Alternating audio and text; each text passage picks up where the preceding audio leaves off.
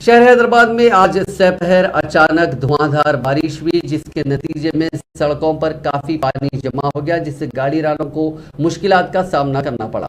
दशहरे की तातील के बायस आज तमाम सरकारी और खानगी दफातर बंद थे, जिसकी वजह से सड़कों पर ट्रैफिक मामूल से कम देखी गई। आज सुबह से ही शहर में धूप की शिद्दत महसूस की गई थी, लेकिन दोपहर के वक्त अचानक मौसम तब्दील हो गया और शाम 4 बजे के करीब बारिश शुरू हुई।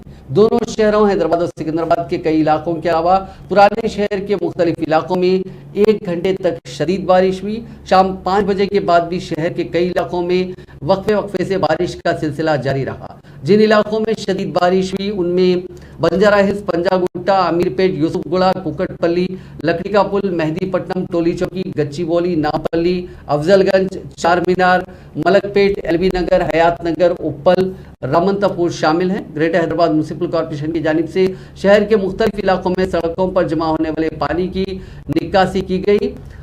महकमे मौसमियात ने इंतबाह दिया है कि कल भी यानी जुमेरात के रोज भी शहर में शदीद बारिश हो सकती है।